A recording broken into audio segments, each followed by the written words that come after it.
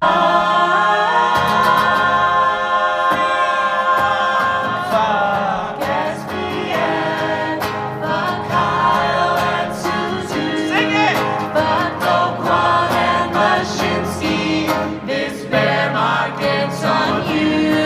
your boy Soapguys TV, Millie. I'm back with another one. So let's talk about what's going on in the cryptocurrency market here. We just seen a massive drop from Bitcoin and Ethereum. As you can see on the daily charts, we have broke this uptrend here, and I'm looking for us to hit this little highlighted box here. This is my little sweet spot right here, which is around 20,000 and 21,020, between 21,000 and 20,008.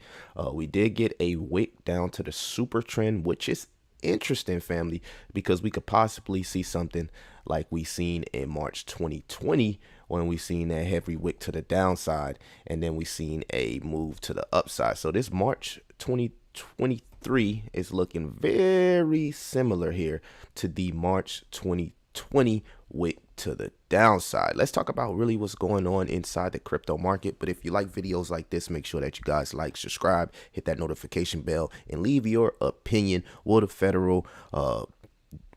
do a 0.25 or a 0.5 rate hike? So what's going on? We seen Bitcoin plunge to 22,000 and Ethereum plunge to 15,000.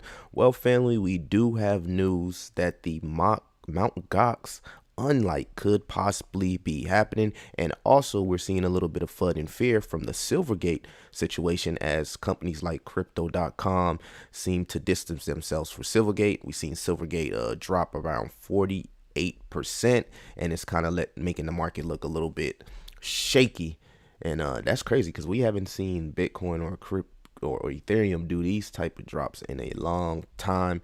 I think it was a long time due with all the negative information that's been coming out about the macro environment and the possible inflation in multiple countries, because now we're not talking about inflation just in the US, we're talking about inflation in multiple companies. We also had the Ethereum unlock here that put a lot of FUD in people's hearts. So I believe they did move the release back to April, but there was slated a release of this staked Ethereum in March. So that's a good thing to know that they pushed it back for 2 weeks, but a lot of people again are starting to feel the FUD as Ethereum also has broke the uptrend here. So I think this FUD will be pretty much short-lived.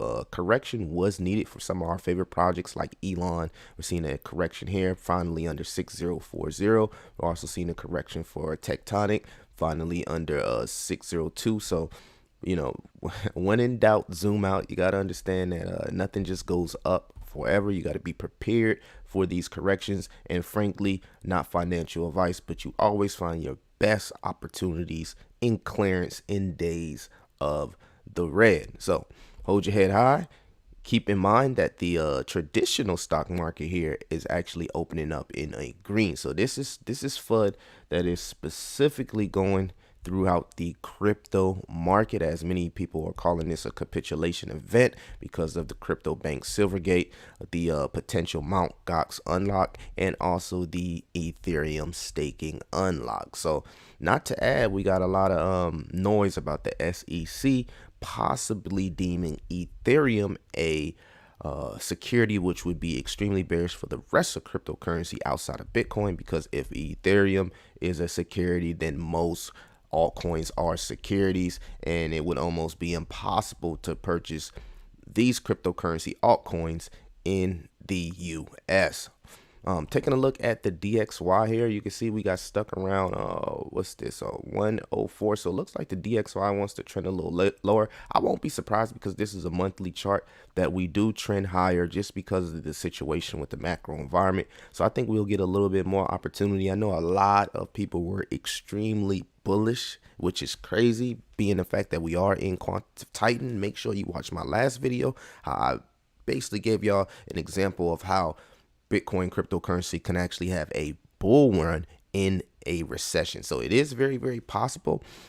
Is it likely? I'm not sure. I'm not here to predict that. Just wanted to give you guys some facts of history and how it could possibly happen.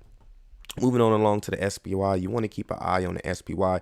This could be extremely bearish here as we're seeing a triple top. So maybe the SPY drops back down to this support here at around 358, which, man, if the SPY does drop below, back to its low, maybe we get a retest here from Bitcoin and Ethereum's lows, which I believe Bitcoin was 15,000 and Ethereum was around 700-800. But we did get the retest on the SPY of the low earlier. Again, this is weekly chart, so it takes weeks for this to play out.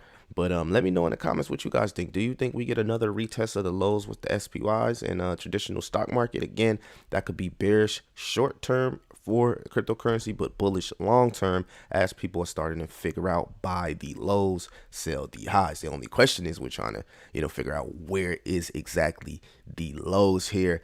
And you gotta understand, family, we are in quantitative tightening. Taking a look at the SPY compared to the Fed's balance sheet, you can see that it peaked up here. The Fed's balance sheet peaked up here in March of 22, and as soon as they actually started selling off the balance sheet, we've seen a consistent downtrend since. And maybe this becomes a lower low and we even go down further. And again, you have to be ready for this type of pain. That's why you never invest what you're afraid to lose, and you kind of DCA over time.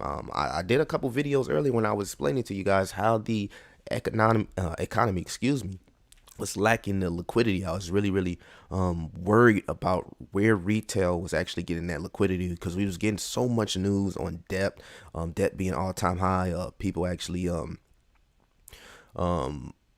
with the auto loan situation, with people actually going out on their loans, losing their cars, and et cetera, and potentially the Fed induced recession. So we just have to see how everything pulls out for the SPY on the monthly here. Again, this is the monthly. You can see that the RSI looks like it wants to continue to trend down, family. So you got to ask yourself, is Bitcoin truly coupled with the SPY, or will Bitcoin and cryptocurrency show its strength in its true colors, which was always to be a hedge against inflation? That's why I said in the video, crypto has to prove itself. But I want to show you guys again, that was that strong wick candle in March 2020.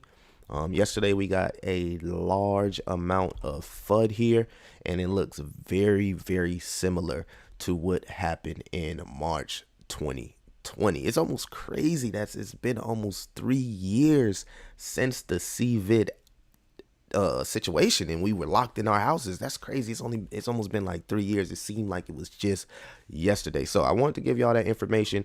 Again, we got 3 situations that's going on. So we got the Ethereum staking that could possibly be unlocked in April. We got the Mt. Gox unlocked. If you don't know what the Mt. Gox is, just go research it. There's plenty of videos about Mt. Gox. It was one of the first exchange that went down and capitulated, similar to FTX. And then we got the potential capitulation of Silvergate, on top of everything that's going on with the macro environment, the tension between U.S., China, potential in war, and the fact that we're seeing cryptocurrency actually stand strong in the midst of all this negativity. Look, we're already moving back to the upside. So people are getting a little bit more wiser. People are starting to understand how to take advantage of these days and buy the dips. Not saying that you should buy every dip, but when you see strong wick candles like that, usually what goes down must go back up. And honestly, a lot of this stuff that's happening is leading us into CBDCs, man, where they want to actually invade our monetary privacies, man. Take a listen to this, what Larry Fink is talking about, and just remember that, this is a transference of wealth, and a lot of these centralized entities are working to push out these CBDCs. So they have to destroy literally everything financial and start all the way over, where these CBDCs could possibly be used to use as surveillance and to monitor your finances. I'm gonna see y'all guys in the next one. I'm gonna leave y'all with this video here with Larry Fink. Uncertainty. Markets don't like uncertainty. Markets like actually totalitarian governments where you have a understanding of what's out there, and obviously the whole dimension is changing now with, as you said, a democratization of countries, and democracies are very messy, as we know in the United States. You have opinions changing back and forth.